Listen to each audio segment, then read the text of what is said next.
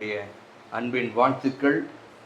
உங்களை இந்த கடைசி நாள் 40 நாள் ஜெபத்தில் சந்திப்பதில் மிகுந்த மகிழ்ச்சி அடைகிறேன். கர்த்தர் உங்கள் ஒவ்வொருவரையும் இந்த ஜெபத்தின் மூலமாய் ஒரு பெரிய அற்புதத்தை செய்திருக்கிறார். எத்தனை பேர் நம்புறீங்க? எத்தனை பேர் விசுவாசிக்கிறீங்க? நம்புறீங்களா? அல்லேலூயா சொல்லுங்க. ஆண்டவர் எனக்கு இந்த கடைசி நாளை அவர் ஆசீர்வாதமாய் மாற்றி தருவார். அல்லேலூயா. கரங்களை உயர்த்தி அறிக்கையிடுங்க. ஆண்டவர், இந்த கடைசி நாள் ஜெபத்தை நீர் எங்களுக்கு ஆசீர்வாதமாய் மாற்றி தாங்கப்பா. இந்த கடைசி நாள் ஜெபம் எங்களுடைய வாழ்க்கையில ஒரு பெரிய மாற்றத்தை கொண்டு வரட்டும். இந்த கடைசி நாள் ஜெபம் எங்களுடைய வாழ்க்கையில ஒரு திருப்பு முனையா இருக்கட்டும். இந்த கடைசி நாள் ஜெபம் எங்களுடைய பழைய வாழ்க்கை முடிந்து போய் ஒரு புதிய ஆரம்பத்தை இந்த நாளிலே கொடுக்கட்டும். இயேசுவின் மூலம் பிதாவே, ஆமென். ஒவ்வொரு நாளும் இந்த சிலுவை தியான ஜெபத்தை ஒரு தலைப்பின் கீழே நாம் தியானித்து வருகிறோம். சிலுவையும் சிங்காசனமும் என்கிற அந்த தலைப்பின் கீழே ஒவ்வொரு நாளும் கர்த்தர் ஞாயிற்றுக்கிழமை தோறும் சபையிலையும் மற்ற நாட்கள் ஆன்லைனில் கர்த்தர் இந்த ஜெபத்தை நடத்தும்படியாக கிருபை செய்தார். எடுத்தவங்க வாசிங்க. எபிரேயர் 12ஆம் அதிகாரம் 2ஆம் வசனம். அவர் தமக்கு முன் வைத்திருந்த சந்தோஷத்தின் பொருட்டு அவமானத்தை எண்ணாமல் சிலுவையை சகித்து தேவனுடைய சிங்காசனத்தின் வலது பார்சத்தில் வீற்றிருக்கிறார். ஹல்லேலூயா. அதே போல யாரெல்லாம் ஆண்டவர் அவர்களுக்கு வைத்திருக்கிற அந்த சிலுவையை சுமந்து அந்த சிலுவையை சகித்து நடக்கிறார்களோ அவர்களுக்கும் ஆண்டவர் அவருடைய சிங்காசனத்திலே அவருடைய வலது பார்சத்திலே உட்காரும்படிக்கு அருள் செய்கிறார் என்று சொல்லி நாம் பார்க்கிறோம். ஜெயம் கொள்ளுகிறவன் எவனோ அவனும் என்னோடு கூட உட்காரும்படிக்கு நான் அருள் செய்வேன். இந்த நாளிலே ஒரு வேதத்தில் ஒரு பாத்திரத்தை நான் உங்களுக்கு காண்பித்து கொடுத்து எப்படி இந்த ஸ்திரீயானவள் அவருடைய வாழ்க்கையில ஆண்டவருக்கென்று அவருடைய வாழ்க்கையை அர்ப்பணித்து அவளும் சரித்திரத்தில் ஒரு பெரிய பெயரை பெற்றுக்கொள்ளும்படி அந்த வேதத்தில் எழுதப்பட்டிருக்கிறது. அவளை குறித்து 3 வசனம் தான் இருக்குது. ஆனால் அந்த 3 வசனத்துடைய ஆழத்தை இந்த நாளிலே நாம் தியானிக்க போகிறோம். எடுத்தவங்க வாசிங்க. லூக்கா எழுதின சுவிசேஷ புஸ்தகம் 2ஆம் அதிகாரம் 36, 37, 38. ஆசேருடைய கோத்திரத்தாலும் பனுவேலின் குமாரத்தியுமாகிய அன்னாள் என்று ஒரு தீர்க்கதரிசி இருந்தாள். விவாகமானது முதல் புருஷனுடைய வாழ்ந்தவளும் அதிக வயது சென்றவளுமாயிருந்தாள். ஏறக்குறைய 84 வயதுள்ள அந்த விதவை தேவ ஆலயத்தை விட்டு நீங்காமல் இரவும் பகலும் உபவாசித்து ஜெபம் பண்ணி ஆராதனை செய்து கொண்டிருந்தாள். அவளும் அந்நேரத்திலே வந்து நின்று கர்த்தரை புகழ்ந்து எருசலேமிலே மீட்பு உண்டாக காத்திருந்த யாவருக்கும் அவரை குறித்து பேசினாள். ஹல்லேலூயா. இந்த அன்னாள் என்கிற இந்த தீர்க்கதரிசி கர்த்தருடைய ஆலயத்திலே தங்கி இருந்து அவ சின்ன வயசுல விதவை ஆயிட்டான். 7 வருஷம்தான் புருஷனோடு கூட வாழ்ந்தான். அதுக்கப்புறம் விதவை ஆகி ஏறக்குறைய 84 வயசு அவள் தேவ ஆலயத்திலே இருந்து அவள் ஆலயத்தை விட்டு நீங்காதபடிக்கு இரவும் பகலும் உபவாசித்து ஜெபம் பண்ணி கர்த்தரை ஆராதித்து இப்பொழுது ஆண்டவராகிய இயேசு கிறிஸ்து ஒரு குழந்தையாய் மரியாளும் யோசேப்பும் கொண்டு வராங்க. இது ஆண்டவராகிய இயேசு கிறிஸ்து என்று சொல்லி தீர்க்க தரிசனமாய் அவள் அந்த இடத்துல உரைத்து அவரை குறித்து அந்த இடத்துல ஜனங்கள் மத்தியிலே பேசினாள். அல்லேலூயா. இந்த அன்னாளுடைய குணாதிசயங்களை நாம் சற்று ஆராய்ந்து பார்ப்போம். இந்த அன்னாள் எப்படிப்பட்ட ஒரு ஸ்திரீ, சிறு பிராயத்திலே தன்னுடைய வாழ்க்கையை அவள் இழந்து விட்டாள். சிறு பிராயத்திலே அவள் வாழ வேண்டிய வாழ்க்கை, அவள் எதிர்பார்த்திருந்த வாழ்க்கை, எப்படிலாம் ஒரு பெண்ணு சின்ன பிராயத்திலிருந்து எனக்கு ஒரு வாழ்க்கை எப்படி அமையப்பட வேண்டும், எனக்கு ஒரு கணவன் இருக்கணும், நாங்கள் குடும்பமாக இருக்கணும், எனக்கு ஒரு பிள்ளை இருக்கணும், நான் உலகத்தில் சந்தோஷமா இருக்கணும் என்று சொல்லி பல்வேறு கனவுகளோடு வாழ்ந்து கொண்டிருந்த இந்த ஸ்திரீனுடைய வாழ்க்கையில ஒரு பெரிய பரிதாபமான ஒரு நிலைமைக்குள்ளே அவள் தள்ளப்பட்டாள். என்ன ஒரு பரிதாபமான நிலைமை! சிறு பிராயத்திலே அவள் கல்யாணமாகி ஏறக்குறைய 7 வருஷம்தான் அவள் குடும்பம் நடத்தினான். அதுக்கப்புறம் கணவன் இறந்து விட்டான். இப்பொழுது அவள் விதவை ஆயிட்டான். இப்பொழுது அவளுடைய வாழ்க்கையில யாரை அவள் கண்மலையாய், யாரை அவள் நம்பிக்கையாய் எண்ணினாலோ அவன் புருஷன் இப்போ இறந்துட்டான்.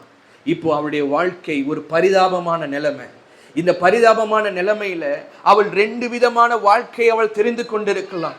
ஒன்று, நான் மீண்டுமாய் உலகத்திற்கு திரும்பி விடுகிறேன், நான் உலகத்திற்கு நேராக என்னுடைய வாழ்க்கையை நான் வாழ்ந்து விடுகிறேன், நான் என்ன பெரிய நன்மையை கண்டேன் என்று சொல்லி தனக்கென்று ஒரு வாழ்க்கையை அவள் தெரிந்து கொண்டிருக்கலாம். ஆனால் அவள் அதை செய்யாதபடிக்கு இப்பொழுது அவளுடைய வாழ்க்கையை அவளுடைய வாலிப பிராயத்திலிருந்து கர்த்தருக்கென்று அவள் அர்ப்பணித்து விட்டாள். எப்படிப்பட்ட ஒரு வாழ்க்கை!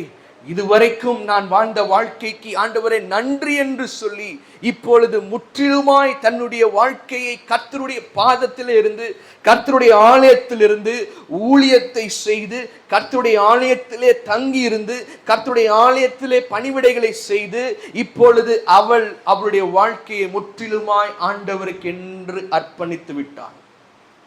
அவளுடைய 4 குணாதிசயங்கள். ஃபர்ஸ்ட் ஒன், அவள் ஆலயத்தை விட்டு விலகாதிருந்தாள். ஹல்லேலூயா! ஆலயத்தை விட்டு அவள் விலகி போகவில்லை. அப்படின்னா என்ன அர்த்தம்? அவளுடைய வீடு எல்லாமே அவளுக்கு எப்படி ஆயிடுச்சு? ஆலயமா மாறிச்சு. அதை விட்டு அவளுக்கு வேற எதுவுமே, வேற அட்ரஸே தெரியாது, வேற அட்ரஸே கிடையாது. உன் வீடு என்ன அப்படின்னு சொல்லி யாராவது கேட்டாங்கன்னா எருசலேம் ஆலயம் என்று சொல்லி அவள் சொல்லுவாள். உன் வீடுக்கு உனக்கு வேற வீடே கிடையாதுதான். இல்லை, என்னுடைய வீடு, என்னுடைய அட்ரஸ் எல்லாமே கர்த்தருடைய ஆலயம் என்று அவள் சொல்லுவாள். அவளுடைய வாழ்க்கை பாருங்க, அவள் ஆலயத்தை விட்டு விலகி போகாதிருந்தாள். அவள் நினைச்சிருந்தா அவளுக்கு ஏற்ற ஒரு வாழ்க்கை வாழ்ந்திருக்கலாம். இப்போ விதவை ஆயிட்டா. அந்த காலத்துலலாம் ஒரு பெரிய பிரச்சனை கிடையாது, மீண்டும் திரும்பி அவங்க திருமணம் பண்ணி கொள்ளலாம். ஆனால் அவள் இது எனக்கு ஆகாது என்று சொல்லி அவள் அதை ஒரு பொருட்டாய் எண்ணாதபடிக்கு முற்றிலுமாய் தன்னை அவர் ஆண்டவருக்கென்று அவருடைய வாழ்க்கை என்ன பண்ணிட்டான்? அர்ப்பணித்து விட்டாள். ஹல்லேலூயா! இதுதாங்க சிலுவை நமக்கு கற்றுக் கொடுக்கிற சத்தியம். நான் எதுவா இருந்தாலும், என்னுடைய வாழ்க்கையில நன்மையா இருந்தாலும், என்னுடைய வாழ்க்கையில சில கண்ணீரின் பாதையா இருந்தாலும், என்னுடைய வாழ்க்கை சில போராட்டமா இருந்தாலும், நான் எந்த நேரமும், நான் எப்பொழுதும் கர்த்தருடைய ஆலயத்தை மாத்திரம் விட்டு விட மாட்டேன் என்று சொல்லி யார் கர்த்தரை உறுதியாய் பற்றி கொள்கிறீர்களோ அவருடைய வாழ்க்கையில் ஆண்டவர் நிச்சயமாய் ஒரு நன்மையை செய்வார். ஹல்லேலூயா! பாருங்க, சங்கீதக்காரன் சொல்லுகிறான், சங்கீதம் 27:4 வாசிங்க. சங்கீதம் 27:4, கர்த்தரிடத்தில் ஒன்றை நான் கேட்டேன், அதையே நான் நாடுவேன், நான் கர்த்தருடைய மகிமையை பார்க்கவும் அவருடைய ஆலயத்தின் ஆராய்ச்சி செய்யும்படியாகவும் நான் என் ஜீவனுள்ள நாளெல்லாம் கர்த்தருடைய ஆலயத்தில் தங்கி இருப்பதையே நாடுவேன். இதுதாங்க அவ செஞ்சா. ஜீவனுள்ள நாளெல்லாம், என்றைக்கு அவளுடைய வாழ்க்கையில அந்த காரியம் நடந்ததோ அந்த நாளில் அவள் தீர்மானம் எடுத்தா, இன்றைக்கு இந்த நாளிலிருந்து என்னுடைய வாழ்க்கையை நான் கர்த்தருக்கென்று அர்ப்பணிக்கிறேன். அந்த அர்ப்பணிப்பை கர்த்தர் பார்க்கிறார். அந்த அர்ப்பணிப்பை கர்த்தர் இந்த நாளிலே நாம் எப்படிப்பட்ட ஒரு அர்ப்பணிப்பின் வாழ்க்கையை வாழ்கிறோம் என்று சொல்லி கர்த்தர் பார்க்கிறார். நான் எனக்கென்று ஒரு வாழ்க்கையை தெரிந்து கொண்டு நான் வாழலாம், அது சிலுவையின் சத்தியமா இருக்காது. நான் கர்த்தருக்கென்று என்னுடைய வாழ்க்கை அர்ப்பணித்து வாழும்போதுதான் அதன் மூலமாய் கர்த்தருடைய நாமம் மகிமைப்படும். அவள் பாருங்க, ஒரு நாளும் ஒரு காலமும் கர்த்தருடைய ஆலயத்தை விட்டு அவள் விலகி போகவே இல்லை. எனக்கு தெரிஞ்சு அவள் 84 வயசு, ஒரு நாள் கூட கர்த்தருடைய ஆலயத்தை விட்டு அவள் வெளியே போயிருக்கவே மாட்டாள். ஹல்லேலூயா! அவள் ஆலயத்திலே ஊழியம் செய்து, ஆலயத்தில் அவளுக்கு என்ன பொறுப்பு கொடுக்கப்பட்டதோ அந்த பொறுப்பை கடைசி வரைக்கும், ஆண்டவராகிய இயேசு கிறிஸ்துவை அவள் பார்க்கிற அந்த நாள் வரைக்கும் அவள் அந்த ஊழியத்தை நிறைவேற்றி கொண்டிருந்தாள். அல்லேலூயா. இன்றைக்கு நமக்கென்று ஊழியத்தில் ஒரு சில பொறுப்பு சபையின் மூலமாய் கொடுக்கிறார்னா கர்த்தர் அந்த ஊழியத்தை நாம கனமான ஒரு ஊழியமா நம்ம எடுத்து என்ன பண்ணணும்? செய்யணும். அல்லேலூயா. அந்த ஊழியத்தை நாம ஒரு பொருட்டாய் நாம எண்ணாம இருப்போம் என்று சொன்னா அது கர்த்தருக்கு பிரியமான காரியம் அல்ல. இங்க சபையில நாம ஒவ்வொருக்கும் ஒரு பொறுப்பு கொடுக்கிறோம். ஏன் அந்த பொறுப்பு கொடுக்கிறோம்? கடைசி வரைக்கும் நான் அந்த ஊழியத்துல அந்த கொடுத்த பொறுப்புல நான் உண்மை உள்ளவனா இருப்பேன். நான் கடைசி வரைக்கும் அந்த ஊழியத்தை நான் ஒரு பாரமா எண்ணாதபடிக்கு நான் அதை சந்தோஷத்தோடு அதை நான் ஏற்றுக்கொண்டு சந்தோஷத்தோடு அந்த ஊழியத்தை செய்கிற அந்த மனதை அந்த இருதயத்தை கர்த்தர் இந்த நாளிலே நம் மத்தியிலே பார்த்து கொண்டு இருக்கிறார். அவள் ஒரு நாளும் ஒரு காலமும் கர்த்தருடைய ஆலயத்தை விட்டு விலகி போனதே இல்லை. அல்லேலூயா.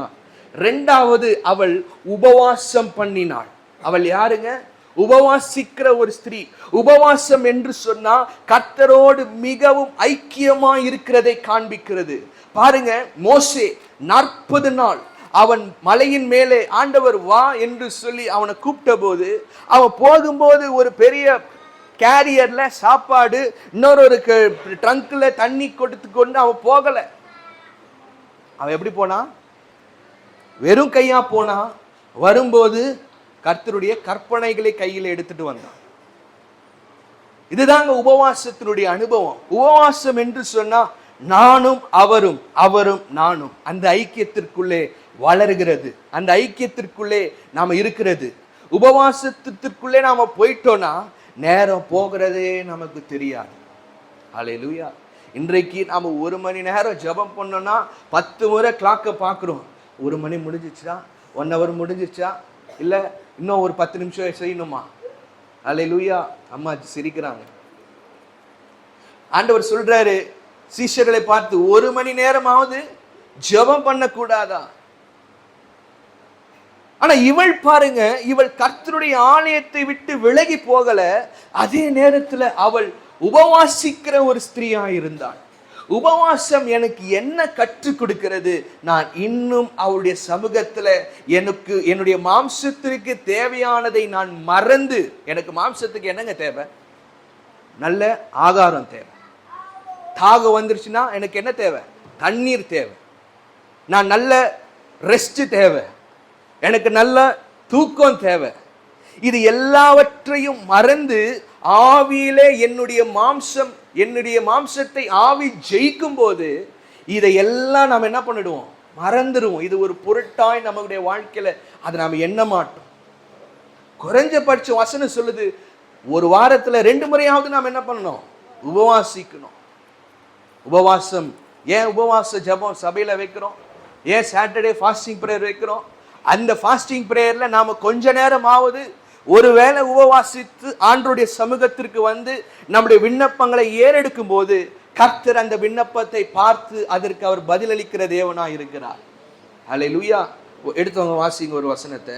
யாத்ராகமம் 34ஆம் அதிகாரம் 28ஆம் வசனம். மோசே அப்பம் புசியாமலும் தண்ணீர் குடியாமலும் இரவும் பகலும் 40 நாள் கர்த்தரோட இருந்தான். உபவாசம் என்றால் என்னங்க? கர்த்தரோட இருக்கிறது.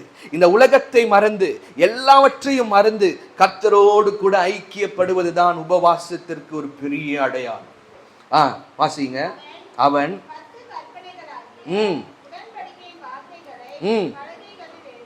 பலகைகளிலே எழுதி என்ன பண்றான்? கொண்டு வரான்.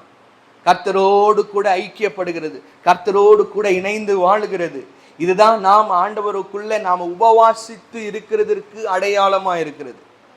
ஆண்டவர் எப்படி உபவாசிக்கணும் என்று சொல்லி நமக்கு மத்தேயுல 6ஆம் அதிகாரம் 16, 17, 18 அவர் கற்றுக் கொடுக்கிறார். பாருங்க, மத்தேயு 6, 16, 17, 18.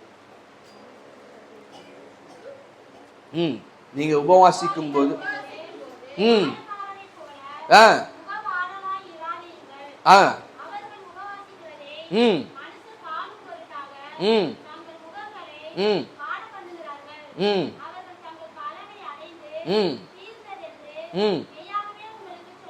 சொல்லுகிறேன். நீ உபவாசிக்கும் போது அந்த உபவாசம் மனுஷர்களுக்கு காணப்படாமல், அதாவது அந்தரங்கத்துல நாம ஜெபிக்கணும். நான் ஜெபிக்கிற ஜெபம் யாருக்கும் தெரியக்கூடாது. எனக்கும் ஆண்டவருக்கும் மாத்திரம் இருக்கிற அந்த ஐக்கியம் மனுஷராலே காணப்படாமல், வாசிங்க, அந்தரங்கத்தில் இருக்கிற காணப்படும்படியாக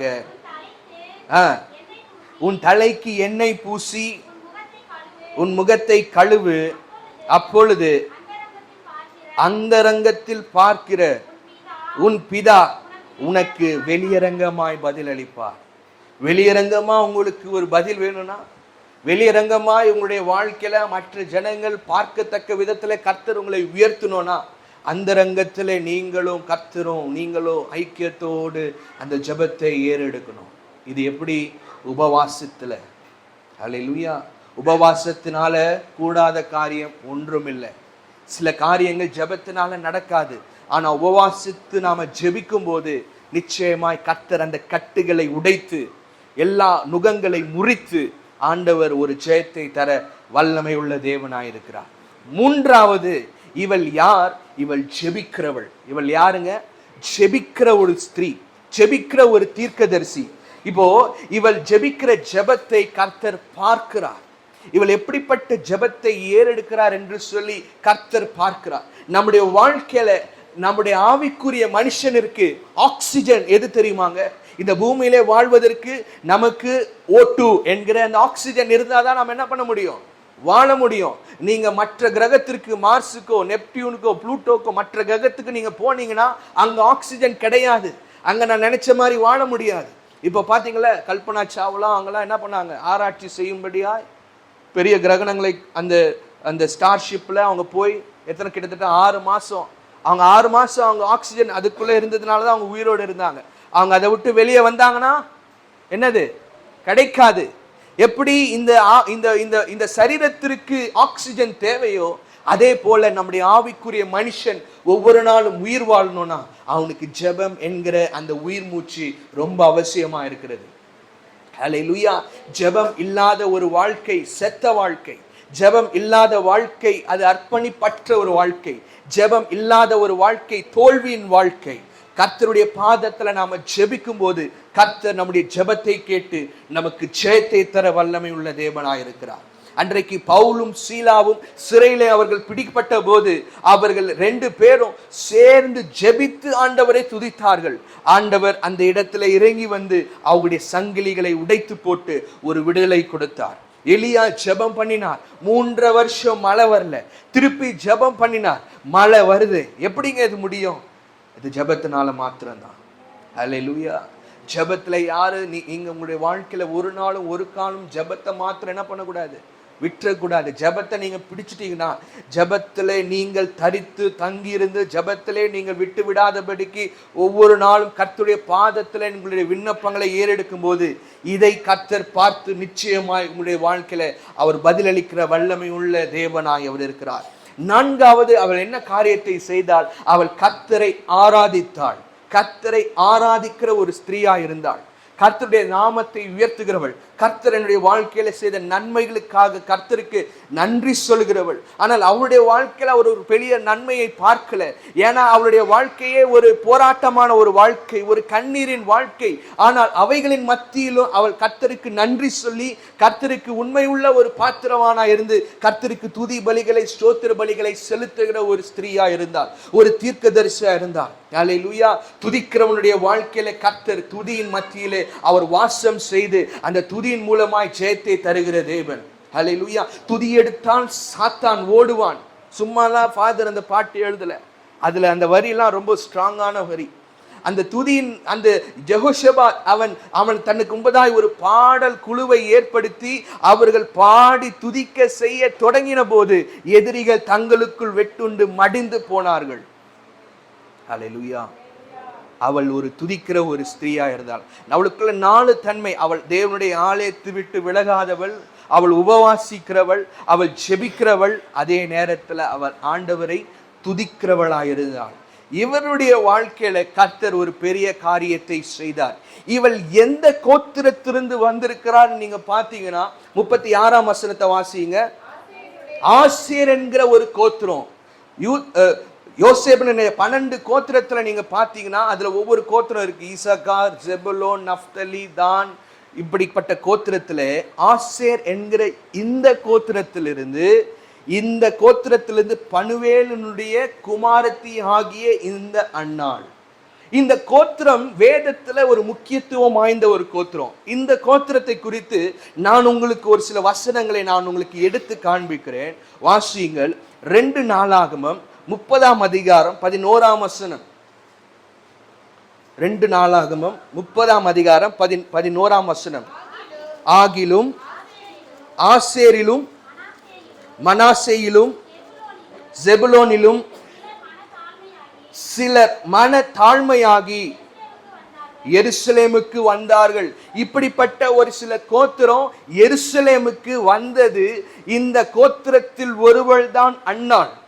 இவள் அவளுடைய முற்பிதாக்கள் எப்படி தங்கள் தேவன்களை கர்த்தரை அவர்கள் தாழ்த்தி தங்களுக்கு முன்பதாக அர்ப்பணித்து தாழ்மையாய் கர்த்தரை தொழுது கொண்டார்களோ அதே போல இந்த அன்னாள் என்கிறவள் கர்த்தருக்கு முன்பதாக தன்னை தாழ்த்துகிறவளாய் இருந்தாள். அல்லேலூயா. ஏன்னா முற்பிதாக்கள் எப்படி இருந்தார்களோ அப்படிதான் அவங்களுடைய சந்ததி இருக்கும். அப்போ அவங்க முற்பிதாக்கள் ஆசேருடைய கோத்திரத்திலே வந்த இந்த அன்னாள் அவர்கள் செய்த ஊழியத்தை, அவர்கள் செய்த அர்ப்பணிப்பை, அவர்கள் எப்படி ஆண்டவரை தொழுது கொண்டார்களோ அதே போல இவளும் என்ன பண்றா? தாழ்த்துகிறாள். தன்னை என்ன பண்றா? தன்னை தாழ்த்துகிறாள். இந்த தாழ்மையை தான் கர்த்தர் பார்த்து அவளுக்கு ஒரு பெரிய தீர்க்கதரிசி என்கிற அந்த பட்டம் அவளுக்கு கொடுக்கப்பட்டது. சும்மாலாம் யாரும் தீர்க்க தரிசனம் அந்த பட்டத்தெல்லாம் நாம பெற்றுக்கொள்ள முடியாதுங்க. அந்த பட்டத்தை நாம பெற்றுக்கொள்ளணும்னா நாம கர்த்தரோடு கூட இருக்கணும். கர்த்தருடைய ஆலயத்தை விட்டு விலகாது இருக்கணும், உபவாசிக்கணும், ஜெபம் பண்ணணும், துதிக்கணும். அப்போதான் என்ன பண்ணுவார் ஆண்டவர்? இதை நமக்கு கொடுப்பார். இவள் பாருங்க, இவள் கர்த்தருக்கு முன்பதாய் தன்னை தாழ்த்துகிற ஒரு ஸ்திரீயாய் இருந்தாள். இந்த தாழ்மையை கர்த்தர் பார்த்து கர்த்தர் அவளுக்கு ஒரு பெரிய உயர்வை கொடுத்தார். அல்லேலூயா. சரித்திரத்துல இவளுடைய பேரையும் ஆண்டவர் வேதத்திலே காண்பித்து நமக்கு கொடுக்கிறார். ஏன் தெரியுமா? சரித்திரத்துல, வேதத்தினுடைய சரித்திரத்துல சில பெயர்கள் இருக்குது என்று சொன்னா இவர்கள் எல்லாரும் வாழ்ந்த வாழ்க்கையை காண்பித்து கொடுக்கும்படியா இது எழுதப்பட்டிருக்கிறது. அப்படிப்பட்ட பேர்ல தான் இந்த அன்னாள் அவள் வாழ்ந்த வாழ்க்கை. இவளுடைய வாழ்க்கை 3 வசனத்துல முடிஞ்சிருச்சு. ஆனா அவளுடைய வாழ்க்கை அர்ப்பணிப்பு பார்த்தீங்கன்னா அது ஒரு பெரிய அர்ப்பணிப்பு. அந்த அர்ப்பணிப்பை குறித்து நாம விவரித்து சொல்லும்படி நம்மளால முடியாது. ஏன்னா அவளுடைய வாழ்க்கையே என்ன பண்ணிட்டா? கர்த்தருக்கென்று அர்ப்பணித்தாள், தன்னை தாழ்த்திட்டாள். சிம்பிளா சொல்லணும்னா அவள் தன்னை முற்றிலுமா ஆண்டவருடைய பாதத்துல தன்னை தாழ்த்தி விட்டான். இன்னொரு இடத்துல இந்த ஆசேர் என்கிற இந்த கோத்திரத்தை குறித்து எழுதப்பட்டிருக்கிறது. வாசியுங்கள். உபாகமம் 33ஆம் அதிகாரம் 24ஆம் வசனம் 25ஆம் வசனத்தை வாசிங்க. ஆசேரை குறித்து, ஆசேர் புத்திர பாக்கியமுடையவளாய் தன் சகோதரருக்கு பிரியமாயிருந்து தன் காலை எண்ணெயினால் தோய்ப்பாள். இரும்பும் வெண்கலமும் உன் பாதரட்சியின் கீழ் இருக்கும். உன் நாட்களுக்கு தக்கதாய் உன் பலனும் இருக்கும் என்றான். இந்த ஆசேரின் கோத்திரத்தில் இருக்கிறவர்கள் இவர்கள் மிகவும் மகத்துவம் வாய்ந்தவர்கள். இவருடைய கால்கள் எண்ணெயினால் தோய்க்கப்பட்டு கர்த்தர் இவர்களை பார்த்து என்ன தெரியுமா சொல்றாரு? நீ பலனுள்ள ஒரு சந்ததி. அல்லேலூயா. இவள் ஒரு பலனுள்ள ஒரு சந்ததியிலே வந்திருக்கிறார். இவர் கர்த்தராலே பலப்படுத்தப்பட்டார். இவள் கர்த்தராலே பலப்படுத்தப்பட்டதுனாலதான் 84 வருஷம் வரைக்கும் அவளால அந்த ஆலயத்தை விட்டு விலகி போகாதபடிக்கு கர்த்தருடைய பலனும் கர்த்தருடைய திடனும் அவளுக்குள்ளே இருந்து கிரியை செய்தது. சில நேரத்துல நாம சோர்ந்து போகும்போது நமக்கு ஆண்டவர் என்ன பண்றாரு? அவருடைய பலனை தருகிறார். தாவீது பாருங்க, அமலேக்கியர்கள் எல்லாவற்றையும் சூறையாடிட்டு போயிட்டாங்க. இப்பொழுது அவனோடு கூட இருந்தவர்களே அவனை கல்லெறியும்படியாய் தங்களுடைய கைகளிலே கல்களை எடுத்தபோது தாவீது உடனே ஜெபம் பண்ணி கர்த்தருக்குள் தன்னை திடப்படுத்தி கொண்டான். உடனே ஆண்டவர் தாவீது எதெல்லாம் இழந்தானோ அதை மீண்டுமாய் திருப்பி கொள்ளும்படிக்கு இழந்தவைகளை மீண்டுமாய் கொடுத்து அவனை பலப்படுத்தி அவனை திடப்படுத்தினான். ஹல்லேலூயா. இன்றைக்கு நாமும் சில நேரத்துல சில சோர்ந்து போன காலங்கள் இருக்கலாம், சில கண்ணீரின் பாதை இருக்கலாம். ஆனால் கர்த்தருடைய வார்த்தையை நாம வாசிக்கும் போது, கர்த்தருடைய வார்த்தையை நாம தியானிக்கும் போது, கர்த்தருடைய வார்த்தை நமக்கு ஒரு பலனாய் மாறுகிறது. கர்த்தருடைய வார்த்தை நம்மை திடப்படுத்துகிறது. அந்த வார்த்தையை நாம வாசிக்கும் போது நம்மை அறியாமலே ஒரு பலன் வருகிறது. இதுதான் அன்றைக்கு அன்னாளுடைய வாழ்க்கையில நடந்தது. அவள் சோர்ந்து போன சில காலங்களிலே, ஏன்னா அவளுக்கு புருஷன் கிடையாது, அவள் ஒரு விதவை, அவள் எல்லாவற்றிற்கும் கர்த்தரையே தான் நம்பி இருக்கணும். அவளுக்கு ஒரு பெரிய வருமானம் கிடையாது. அங்கே இருக்கிற அந்த ஆசாரியன் அவனால முடிந்தது கொடுத்து கொஞ்சம் காணிக்கை கொடுத்து இந்தா நீ இருந்துக்கோ அப்படின்னு கொடுப்பான். அது மாத்திரமல்ல, அவளுக்கு ஒரு பெரிய ஒரு பொழப்புன்னு பார்த்தா ஒண்ணுமே கிடையாது. ஏன்னா அவ வேலையும் செய்ய முடியாது. ஏன்னா முற்றிலுமாய் தன்னை ஆண்டவருடைய ஆலயத்திற்கு என்று என்ன பண்ணிட்டான், தன்னை அர்ப்பணித்தான். அப்ப எந்தெந்த நேரத்துலலாம் அவள் சோர்ந்து போனாலோ அந்த நேரத்துல கர்த்தருடைய வார்த்தை கொடுத்து அவளை பலப்படுத்தினார். ஹல்லேலூயா. ஆசேருடைய கோத்திரம் பலப்படுத்தப்பட்ட ஒரு கோத்திரம். இந்த கோத்திரத்தை குறித்து வேதத்துல எழுதப்பட்டிருக்கிறது. இப்போ இந்த அன்னால பாருங்க, இவள் தேவனுடைய ஆலயத்தை விட்டு விலகாதவள், உபவாசிக்கிறவள், செபிக்கிறவள், அதே நேரத்துல கர்த்தரை ஆராதிக்கிறவள். இதெல்லாம் கர்த்தர் பார்த்து இவளுக்கு இந்த தீர்க்க தரிசனம் என்கிற அந்த ஒரு பட்டத்தை கொடுக்கிறார்.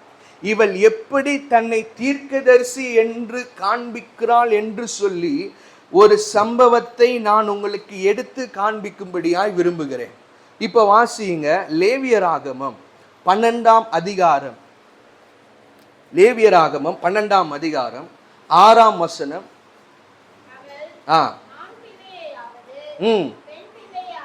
பாருங்க, ஒரு சட்டத்தை ஆண்டவர் கற்றுக் கொடுக்கிறார். ஆண் பிள்ளையாவது பெண் பிள்ளையாவது பெற்றதற்காக அவளுடைய சுத்திகரிப்பின் நாட்கள் நிறைவேறின பின்பு அவள் ஒரு வயதான ஆட்டுக்குட்டியை சர்வாங்க தகன பலியாகவும், ஒரு புறா குஞ்சையாவது ஒரு காட்டு புறாவையாவது பாவ நிவாரண பலியாகவும் ஆசரிப்பு கூடார வாசலில் ஆசாரியனிடத்திற்கு கொண்டு வர கடவன். ஒரு ஸ்திரீ பிள்ளை பெற்றெடுத்ததுக்கு அப்புறம் அவள் சுத்திகரிக்கப்பட்டு 8 நாட்கள் கழித்து அவளுடைய சுத்திகரிப்பு நாட்கள் முடிந்ததுக்கு அப்புறம் அவள் என்ன பண்ணணும், அவள் பலி செலுத்தும்படியாய் ஒரு வயது ஆட்டுக்குட்டியாவது இல்லாட்டினா புறா குஞ்சியாவது என்ன பண்ணணும், ஆசரிப்பு கூடாரத்துல ஆசாரியனுக்கு முன்பதாக பலி செலுத்தும்படியாய் கொண்டு வரணும். இப்ப 8ஆம் வசனத்தை வாசிங்க. ஆட்டுக்குட்டியை கொண்டு வர சக்தி இல்லாதிருந்தால் 2 காட்டு புறாக்களையாவது 2 புறா குஞ்சுகளையாவது கொன்றை சர்வாங்க தகன பலியாகவும் மற்றொன்றை பாவ நிவாரண பலியாகவும் கொண்டு வர கடவள். அதனால் ஆசாரியன் பாவ நிவர்த்தி செய்ய கடவன். அப்பொழுது அவள் இதை செய்யும்படியாய் யோசேப்பும் மரியாளும் கர்த்தருடைய ஆலயத்திற்கு வராங்க. இப்போ மரியாள் பிள்ளை பெற்றெடுத்து 8 நாட்கள் கழித்து 8 நாள் வயது உள்ள ஏசப்பாவை என்ன பண்றாங்க, கொண்டு வராங்க. கொண்டு வரும்போது இப்போ வாசிங்க, லூக்கா 2ஆம் அதிகாரம் 21ஆம் வசனத்தை வாசிங்க.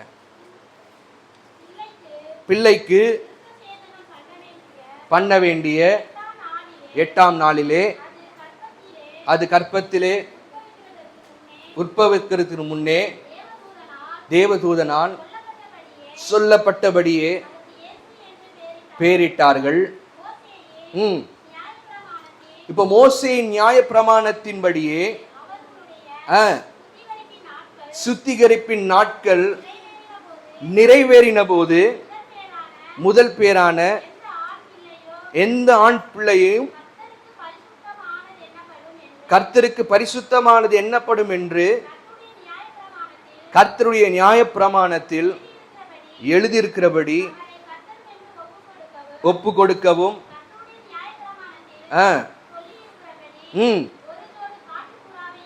ஒரு ஜோடி காட்டு புறாவையாவது 2 புறா குஞ்சுகளையாவது பலியாக செலுத்தவும் அவரை எருசலேமுக்கு கொண்டு போனார்கள். இப்ப நீங்க பாருங்க, லேவியராகமம் 12ஆம் அதிகாரத்துல 8ஆம் வசனத்துல முடிஞ்சா ஒரு ஆட்டுக்குட்டி எடுத்துட்டு வரணும். அந்த ஆட்டுக்குட்டி எடுத்துட்டு வரலனா 2 புறா குஞ்சு, இல்லாட்டினா 2 காட்டுப்புறா.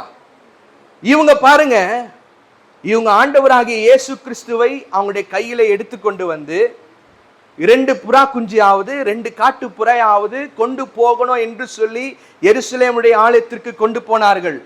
இப்பொழுது இந்த அன்னாள் என்ன பண்றா? இதை பார்க்கிறாள். இவள் இதை பார்த்து, இந்த ஆட்டுக்குட்டி யார் தெரியுமா? இந்த ஆட்டுக்குட்டி தான் எனக்காக அடிக்கப்பட்ட ஆண்டவராகிய இயேசு கிறிஸ்து என்று சொல்லி அவள் கண்டாள். அல்லேலூயா, அல்லேலூயா. இந்த ஆட்டுக்குட்டியை தான் இவர்கள் கையிலே கொண்டு வருகிறார்கள். இவர்தான் இந்த உலகத்தின் இரட்சகர், இவர்தான் இந்த உலகத்தின் மீட்பர் என்று சொல்லி அவள் அதை கண்டு 38ஆம் வசனத்துல அவள் அறிக்கை செய்கிறார். வாசிங்க 38ஆம் வசனத்துல. வந்து நின்று கர்த்தரை புகழ்ந்து எருசலேமிலே மீட்பு உண்டாக காத்திருந்த யாவருக்கும் அவரை குறித்து பேசினாள். அல்லேலூயா. அவ கரெக்டா ஐடென்டிஃபை பண்ணிட்டா. ஏன்னா அவங்க கையில இருக்கிறது ஒரு ஜோடி காட்டுப்புறா, இல்லாட்டினா 2 புறா குஞ்சு. இதுதான் அவங்க எடுத்துட்டு வராங்க. அவங்க கையில என்ன இல்ல? ஆட்டுக்குட்டி இல்ல. ஆனா யார் இருக்குது அவங்க கையில? ஆண்டவராகிய இயேசு கிறிஸ்து இருந்தார். அவர் தாங்க நமக்காக உலக தோற்றத்துக்கு முன்பதாக அடிக்கப்பட்ட ஆட்டுக்குட்டி என்று சொல்லி அவள் அதை புரிந்து கொண்டாள். இதுதான் நாம ஆண்டவரோடு கூட, அவளோடு கூட நாம் ஐக்கியப்பட்டு நாம் உபவாசித்து அவருடைய பிரசன்னத்துல எப்பொழுதும் இருந்து ஜெபம் பண்ணி நாம் ஆராதிக்கும் போது அவர் நமக்கு கொடுக்கிற வெளிப்பாடுகள். இந்த வெளிப்பாடுகளை நாம சும்மாலாம் பெற்றுக்கொள்ள முடியாது. அனுதினமும் அவருடைய வசனத்தை வாசிக்கணும். ஒரு நாளும் அவருடைய ஆலயத்தை விட்டு விடக்கூடாது. எப்பொழுதும் நாம ஜெபம் பண்ணுகிறவர்களா இருக்கணும். இவள் பாருங்க, இரவும் பகலும், அதாவது 24/7 அவ நினைச்சா ஜெபம் பண்ணுவா. அவ தூங்கி கொண்டிருக்கும் போது ஜெபம் பண்ணுவா. அவ தூங்கி எழும்புனதுக்கு அப்புறம் ஜெபம் பண்ணுவா. அவள் சாப்பிட நேரத்துல ஒரு ஜெபத்தை ஏறெடுப்பா. மத்தியானம் நேரத்துல ஒரு ஜெபத்தை ஏறெடுப்பா.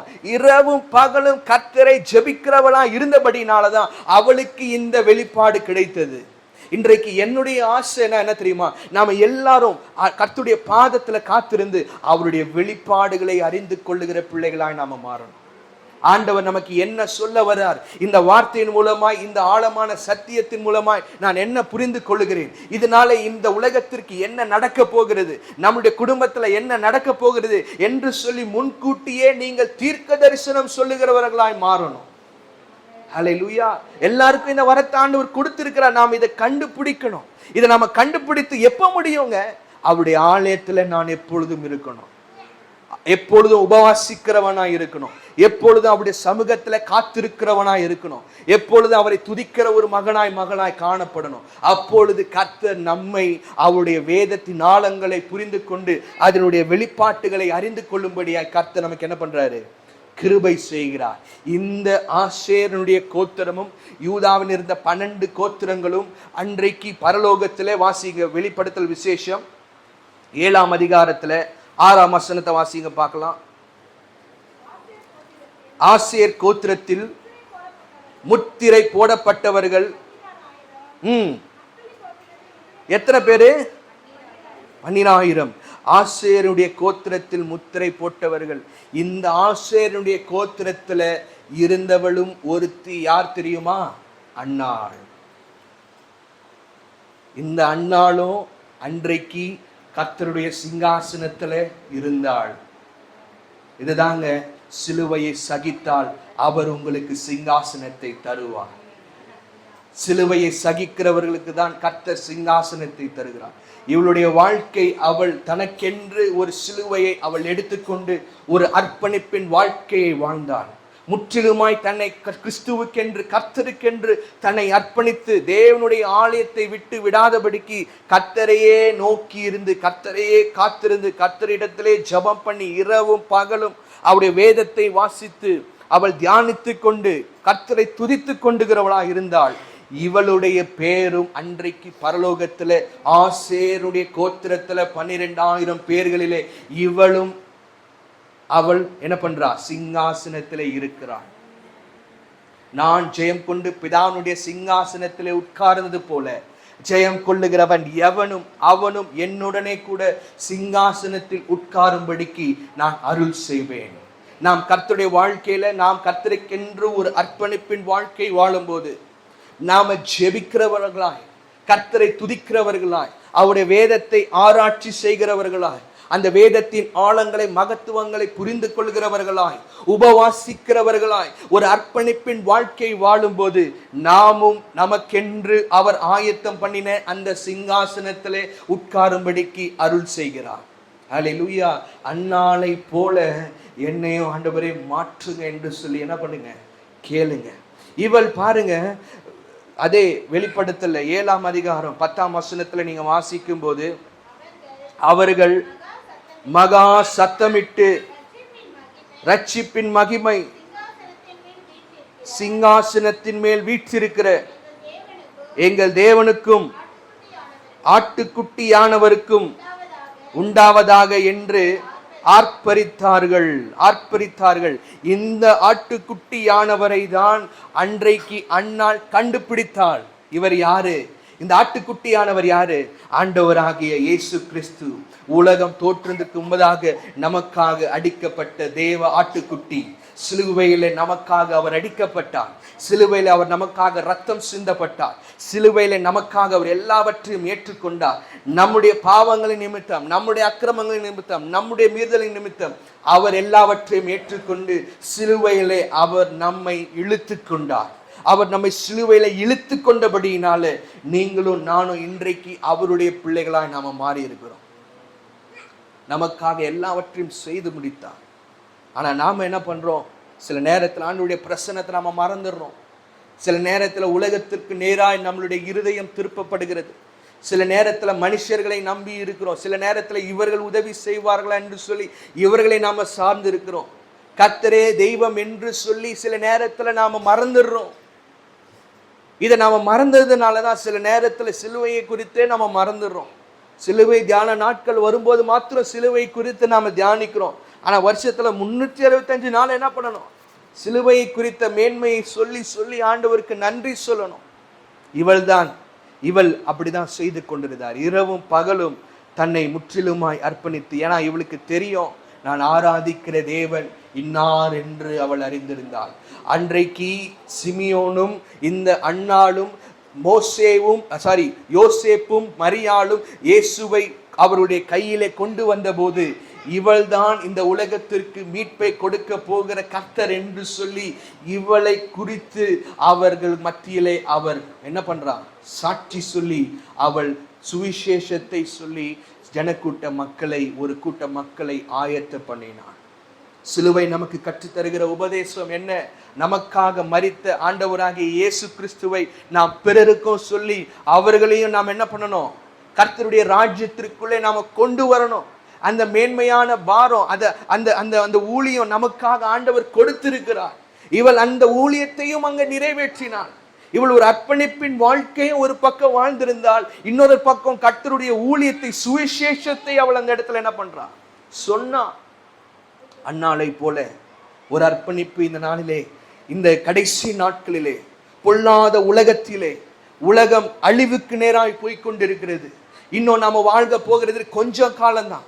இந்த கொஞ்ச காலத்துல நாம் கர்த்தருக்கு உண்மையாய் நாம் வாழுவோம் என்று சொன்னா, அவர் வரும்போது, அவர் வருகையிலே நீங்களும் நானும் எடுத்து கொள்ளப்படுவோம்.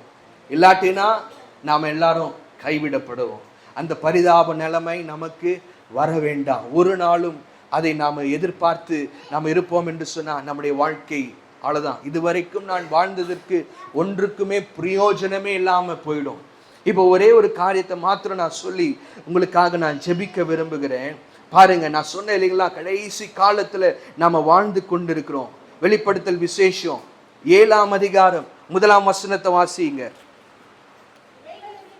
இவைகளுக்கு பின்பு பூமியின் 4 திசைகளிலும் 4 தூதர்கள் நின்று பூமியின் மேலாவது, சமுத்திரத்தின் மேலாவது, ஒரு மரத்தின் மேலாவது காற்று அடியாதபடிக்கு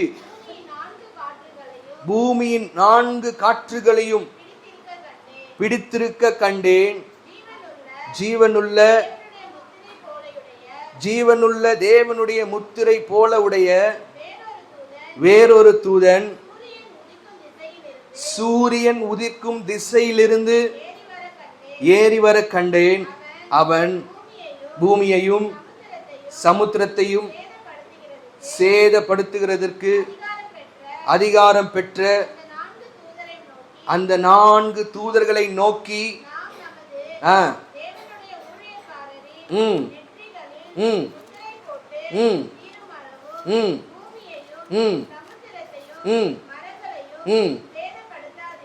சேதப்படுத்தாதிருங்கள். 4 தூதர்கள் இந்த பூமியை 4 பக்கமா இருந்து சேதம் படுத்த அவருடைய கையிலே ஆயத்தமா இருக்கிறது.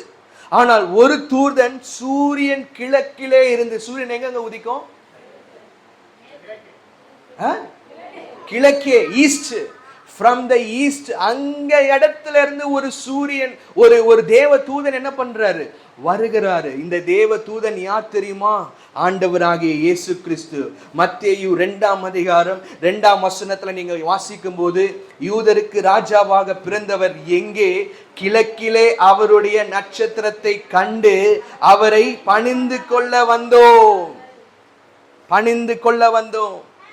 ஆண்டவராகிய இயேசு கிறிஸ்து தாங்க நமக்காக இப்பொழுது கிழக்கிலே இருந்து வர ஒரு தூதனாய் இந்த உலகம் அழிவதற்கு முன்பதாக 4 தூதர்கள் ஆயத்தமாய் இருக்கிறார்கள். அந்த 4 தூதர்களின் மத்தியிலே கிழக்கிலே ஒரு தூதன் வந்து என்ன பண்றாரு?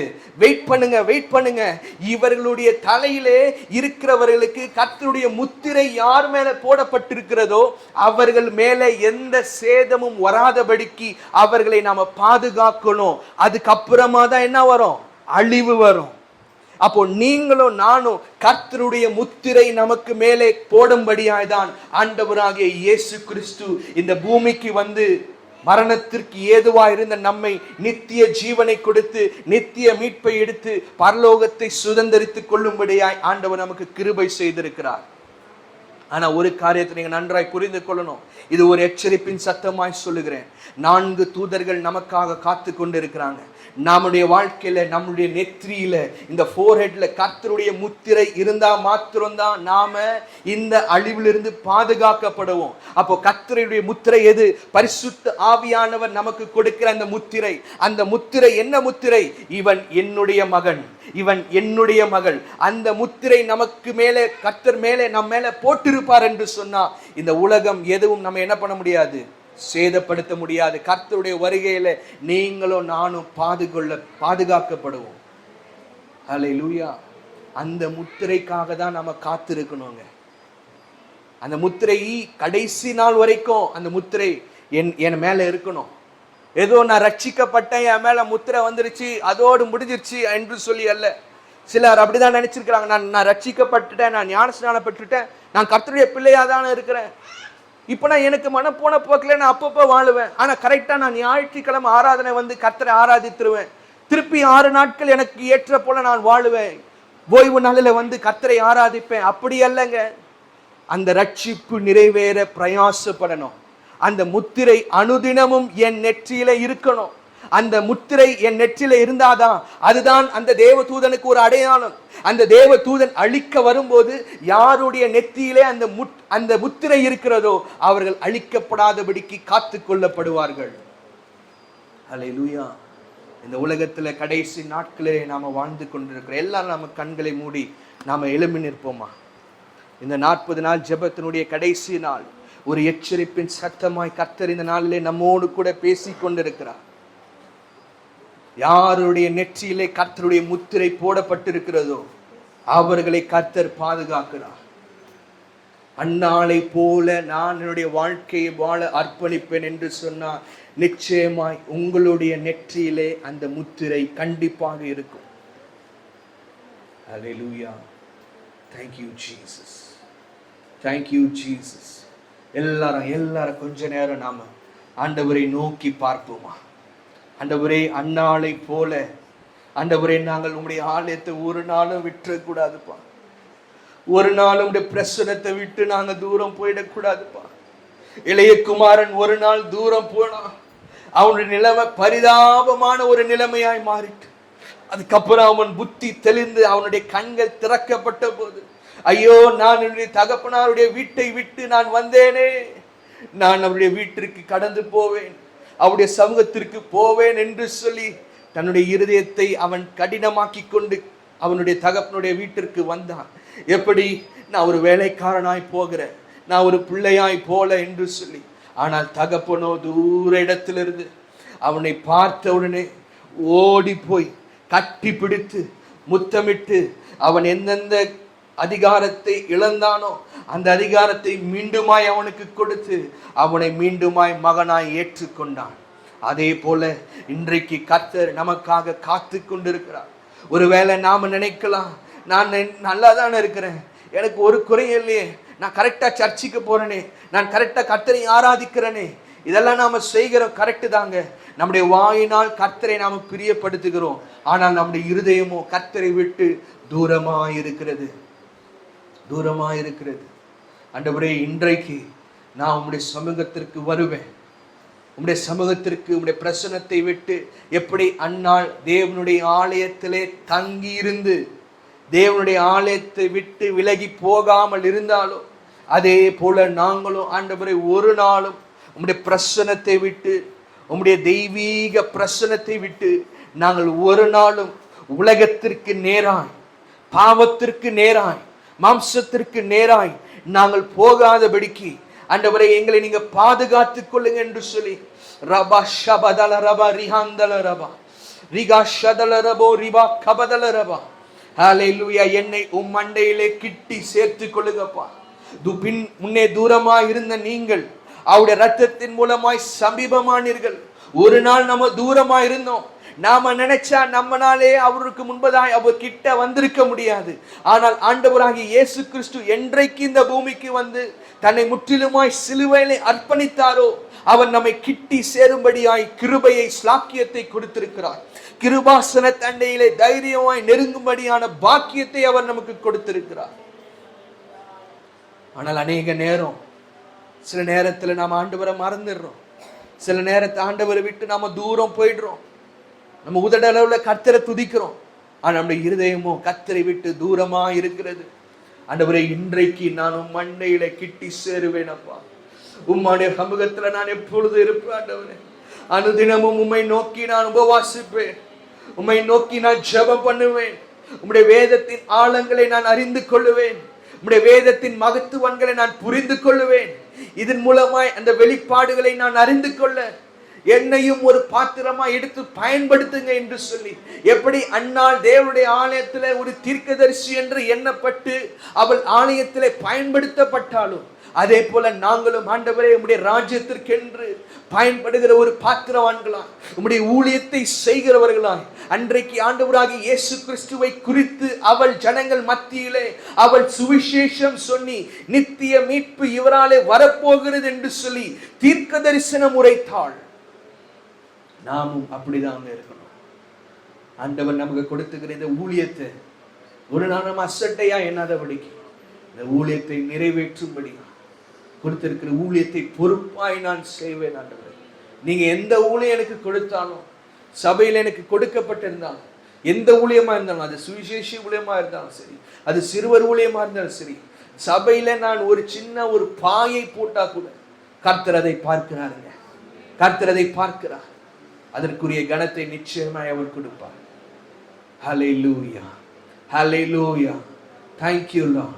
தட்டி நம்முடைய தேவனுக்கு நன்றி சொல்லுவோமா? மீண்டும் ஒரு விஷயம் கிருபாசன தண்டையிலே தைரியமாய் நெருங்கும்படியான வாக்கியத்தை கர்த்தர் நமக்கு கொடுத்திருக்கிறார். இன்றைக்கு ஒரு தீர்மானம் எடுப்போம், இன்றைக்கு ஒரு முடிவு செய்வோம். ஆண்டவரே, ஒரு நாளும் உடைய சமூகத்தை விட்டு நாங்கள் தூரம் போக மாட்டோம். ஒவ்வொரு நாளும் அந்நாளை போல தேவ ஆலயத்தை விட்டு நாங்கள் விலகி போகாதபடிக்கு, உம்முடைய பிரசன்னத்தை விட்டு நாங்கள் விலகி போகாதபடிக்கு இரவும் பகலும் உபவாசித்து ஜெபித்து கர்த்தரை துதித்து கர்த்தருடைய வசனத்தை வாசிக்கிற பிள்ளைகளா நாங்கள் வாழ்வோம். ஹல்லேலூயா. எங்களுக்கு கொடுக்கப்பட்டிருக்கிற இந்த உண்மையான உத்தமமான ஊழியத்தை நாங்கள் எடுத்து உற்சாகமாய் செய்வோம். ஹல்லேலூயா. ரபா ஷபதல ரபா ரிகா ஷதல ரபோ ரிபா கவதல ரபா. ஒருவேளை அந்நாளை போல சில பாடுகளை நீங்க அனுபவித்துக் கொண்டிருக்கலாம். உங்களுடைய வாழ்க்கை ஒரு கண்ணீரின் பாதை போல இருக்கலாங்க. ஆனால் அந்நாள் எல்லாவற்றையும் அவள் கர்த்தர் மேலே வைத்துட்டார்.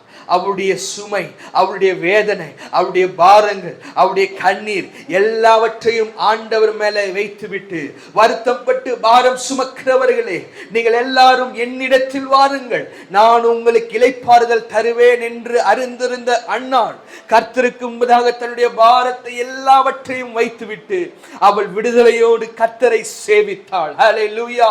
இன்றைக்கு ஆண்டவருடைய சமூகத்துல உங்களுடைய கண்ணீர்களை, உங்களுடைய கவலைகளை, உங்களுடைய வேதனைகளை, உங்களுடைய பாரங்களை, உங்களுடைய வியாதிகளை எல்லாவற்றையும் ஆண்டவர் மேல வைத்துடுங்க.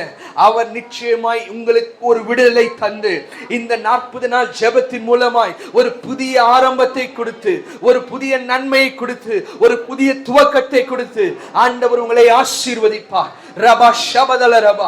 ஆண்டவரே, எங்களுடைய சபை மக்களை, ஆண்டவரே எங்களுடைய சபை விசுவாசிகளை நீங்க ஆசீர்வதிங்கப்பா. 40 நாள் இந்த ஜெபத்துல வந்து தவறாமல் ஆன்லைன்லயும் சபையில வந்து உங்களுடைய பிள்ளைகள் கலந்து இருக்கிறாங்கப்பா.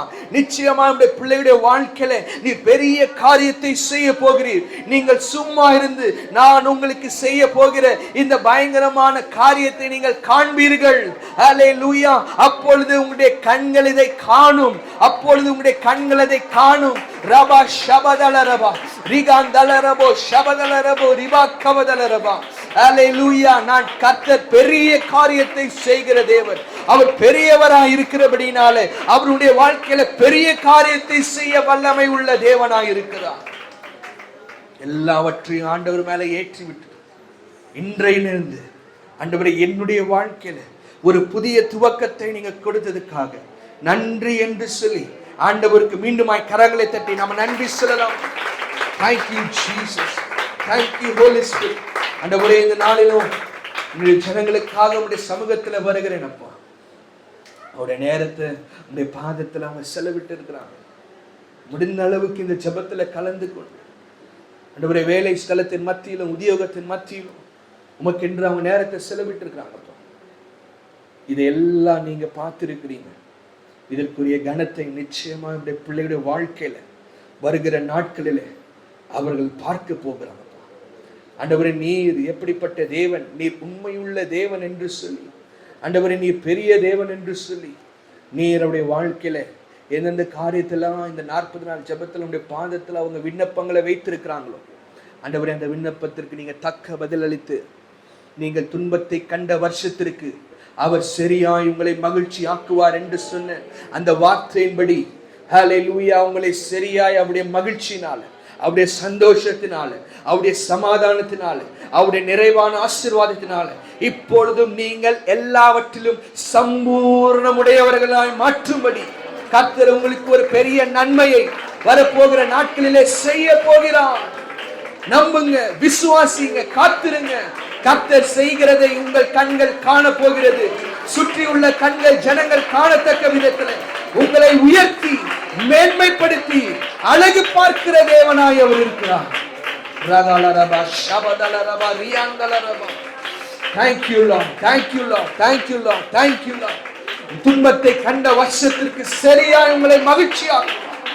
நீங்க ஒன்றை குறித்து கவலைப்படாமல் கர்த்தருடைய சமூகத்திலே பாதத்திலே நீங்க வந்திருக்கிறதுனால நிச்சயமாய் ஆண்டவர் உங்களுடைய வாழ்க்கையில ஒரு பெரிய மாற்றத்தை காண செய்வார். சீட்டு மடியிலே போடப்படும், ஆனால் காரிய சித்தியோ கர்த்தரால் வரும். காரிய சித்தி கர்த்தரால் மாத்திரம்தான் வரும். அவரை நீங்க நம்பிருங்க, அவரை நீங்க பற்றி கொள்ளுங்க. அவருடைய பாதத்தை மாத்திரம் விட்டு விடாதீங்க. உடைய பிள்ளைகளை நீ ஆசீர்வதிங்க. பலவீனத்தை எடுத்து போடு. நல்ல சரீரத்தில் சுகம், பலன், ஆரோக்கியத்தை தரும். இந்த வாரம் முழுவதும் உடைய பிள்ளைகள் இருக்கிற எல்லா பிரயாசத்திலும் கூட இருந்து உடைய கரத்தை காண நீங்க கிருபை செய்யும். எல்லா துதி கன மகிமை நாங்கள் உமக்கே செலுத்துகிறோம். மாறாத மீட்பர் இயேசு கிறிஸ்துவின் மூலம் இந்த ஜெபத்தை ஏறெடுக்கிறோம் எங்க நல்ல பிதாவே. ஆமென். எல்லாரும் சொல்லுவோமா?